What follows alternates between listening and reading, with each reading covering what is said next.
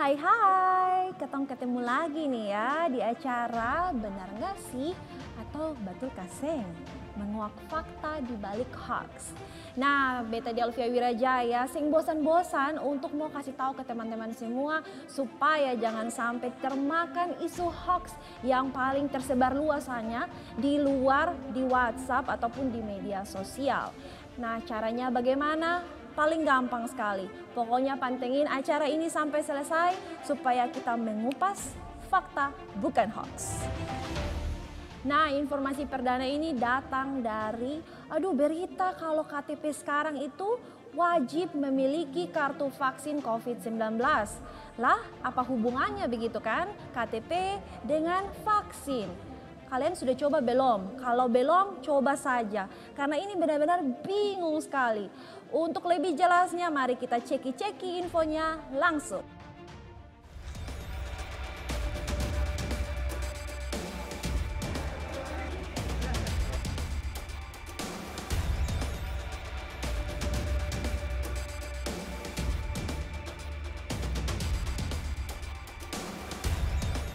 Jika ingin membuat kartu tanda penduduk alias KTP di kantor kelurahan, kini harus bisa menunjukkan surat bukti telah mengikuti vaksinasi. Usai diunggah di media sosial Facebook oleh seorang warganet pada 17 Juli 2021, narasi ini sontak mengundang beragam komentar dari masyarakat. Di dalam narasi tersebut, sang pengunggah mengaku bingung karena salah satu persyaratan mengikuti vaksinasi di puskesmas adalah memiliki KTP elektronik. Tapi ia justru tidak punya KTP elektronik. Ia pun mengaku ketika hendak membuat KTP elektronik di kantor lurah, ia malah ditagih persyaratan surat telah vaksinasi. Dalam unggahan lainnya di Facebook, seorang warganet juga mempertanyakan kebijakan pemerintah yang dituding kontradiktif.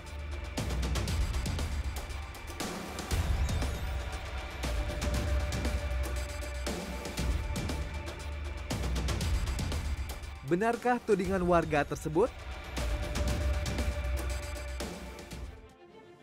Aduh, ini Beta su bilang tadi toh, itu kan sing betul. Kalau misalnya kamu mau buat KTP saja tuh harus bikin kartu vaksin. Ini sudah ini yang bikin banyak orang itu bikin jualan kartu vaksin yang palsu. Nanti bisa bikin orang balkalai, bisa bikin orang itu semua dapat tipu saja.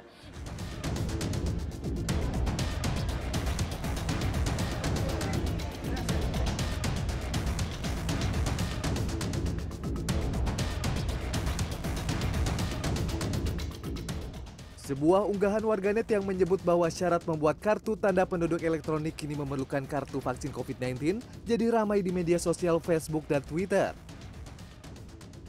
Di dalam narasi tersebut, sang pengunggah mengaku bingung karena salah satu persyaratan mengikuti vaksinasi di puskesmas adalah memiliki KTP elektronik. Tapi ia justru tidak punya KTP elektronik. Ia pun mengaku ketika hendak membuat KTP elektronik di kantor lurah, ia malah ditagih persyaratan surat telah divaksinasi. Lantas, benarkah kabar yang menyebut bahwa kartu vaksin COVID-19 kini jadi syarat untuk membuat KTP elektronik? Kementerian Dalam Negeri menegaskan bahwa pengurusan layanan administrasi kependudukan atau Adminduk taat terhadap aturan perundang-undangan yang berlaku.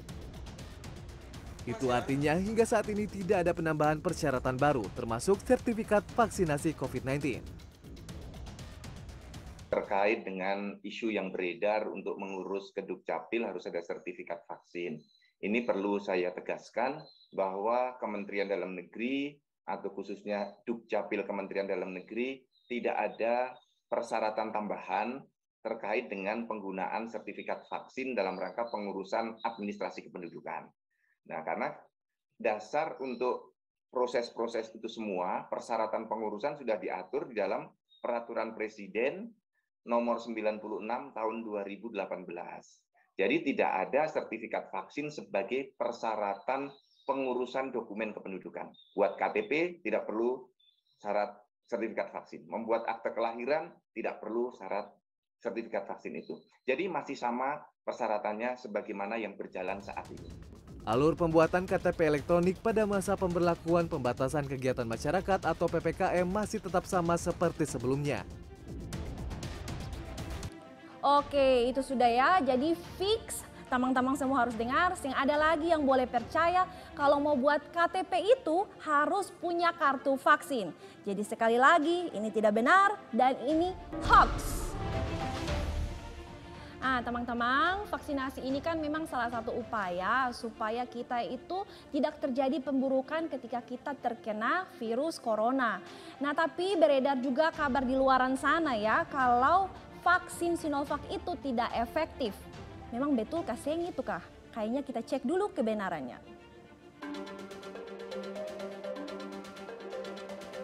Sebuah pesan berantai berisi informasi yang menyebut bahwa Tiongkok mengakui vaksin Sinovac buatannya tidak manjur beredar luas di media sosial.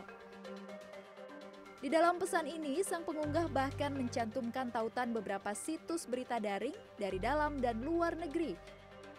Berisi keraguan sejumlah negara akan keefektifan vaksin Sinovac. Selain pesan berantai melalui aplikasi pesan, beredar pula informasi dari sebuah akun Instagram yang berisi klaim bahwa Organisasi Kesehatan Dunia atau WHO menyatakan vaksin Sinovac adalah vaksin yang paling lemah. Akun ini bahkan mengungkapkan klaim tersebut diperoleh setelah WHO membandingkan 10 jenis vaksin COVID-19 yang siap diedarkan.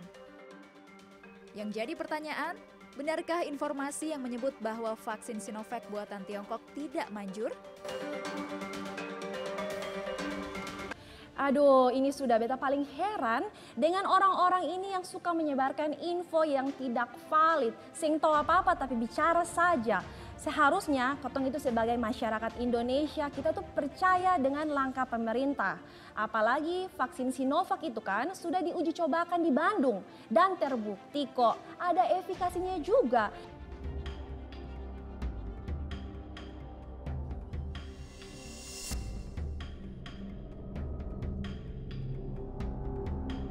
Vaksin CoronaVac atau vaksin Sinovac produksi Sinovac Biotech Ltd asal Tiongkok adalah salah satu dari 6 jenis vaksin yang digunakan di Indonesia. Namun sayang, di tengah gencarnya vaksinasi untuk menekan laju penyebaran COVID-19, beredar sebuah pesan berantai yang menyebut bahwa Tiongkok mengakui vaksin Sinovac buatannya tidak manjur.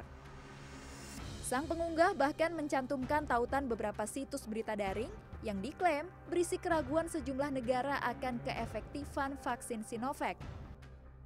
Dikutip dari laman BPOM pada 11 Januari 2021, berdasarkan uji klinik di Bandung, efikasi vaksin Sinovac menunjukkan angka 65,3%.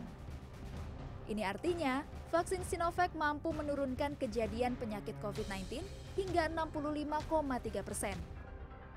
Angka efikasi ini pun telah dinyatakan memenuhi persyaratan WHO dengan minimal efikasi sebesar 50%. Sementara pada 12 Mei 2021, Kementerian Kesehatan merilis data efektivitas vaksin Sinovac dari penelitian yang dilakukan pada 128.290 tenaga kesehatan. Hasilnya, vaksin Sinovac mampu memberikan proteksi hingga lebih dari 90%. Ini adalah gambaran seberapa efektif vaksinasi Sinovac atau pemberian vaksin Sinovac terhadap khususnya pencegahan COVID-19 bergejala. Berdasarkan analisis yang kita lakukan, yaitu bahwa kita menemukan bahwa vaksinasi Sinovac dosis lengkap itu bisa menurunkan ataupun bisa mengurangi risiko dan mengurangi 94% COVID bergejala pada individu yang menerima vaksinasi penuh atau 2 dosis. Ahli biologi molekuler Ahmad Rusdan Utomo pun mengatakan, pemberian vaksin menjadi penting untuk menekan resiko kematian akibat COVID-19. Kita lihat data dari Chile. Chile itu menerbitkan laporan sementara tanggal 27 April 2021, ini masih berjalan, tapi coba kita simak apa yang mereka tampilkan. Ketika mendapatkan kabar ada 54 orang meninggal COVID-19, padahal sudah divaksin full. Apakah ini banyak atau sedikit? Dengan logika yang sama, kita akan lihat bagaimana untuk mereka yang baru divaksin 1 dosis. Jawabannya sekitar 527, lebih banyak memang. Karena kita bisa bayangkan apabila vaksinasinya belum full, belum lengkap dosisnya, berarti proteksinya belum optimal. Pertanyaannya adalah bagaimana dengan yang sama sekali belum divaksin. 1.669. Artinya apa? Artinya memang vaksin ini tidak bisa membuat orang kebal dari kematian akibat COVID. Ya, nah maka dari itu kita perlu melihat membandingkan angka dengan tepat. Ya, disitulah pentingnya data.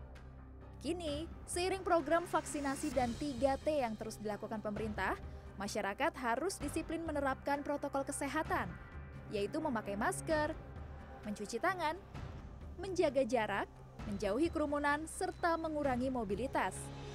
Karena tanpa peran aktif masyarakat dalam menerapkan protokol 5M, vaksinasi akhirnya tidak akan berguna menekan laju penyebaran COVID-19. Nah, kalau kamu semua sudah dengar, butuh pembuktian seperti apa lagi coba? Kan sudah terbukti, di negara Chile saja penggunaan vaksin Sinovac ini vaksin yang sama seperti yang kita gunakan di negara tercinta kita Indonesia ini bisa mencegah kematian hingga ribuan nyawa.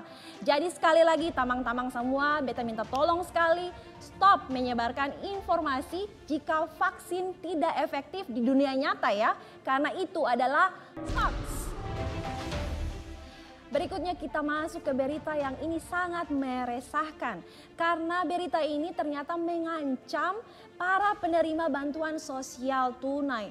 Aduh, seperti apa ya beritanya? So kita lihat aja langsung.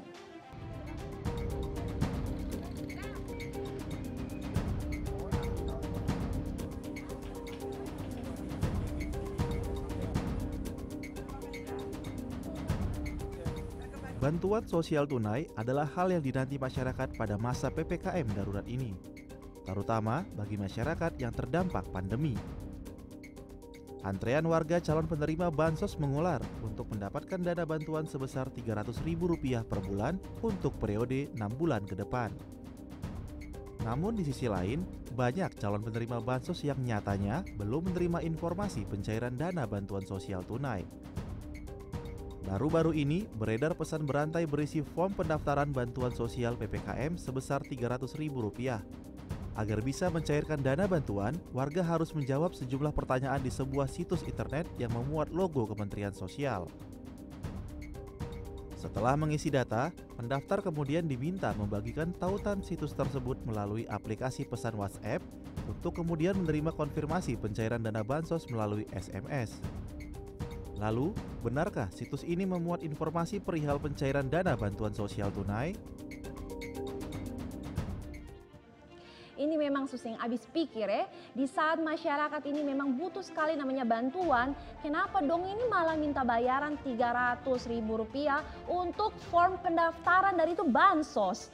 Aduh, ini pasti ada yang tidak beres ini ya. Karena kita tidak beres, jadi kita langsung saja cek benarnya itu seperti apa.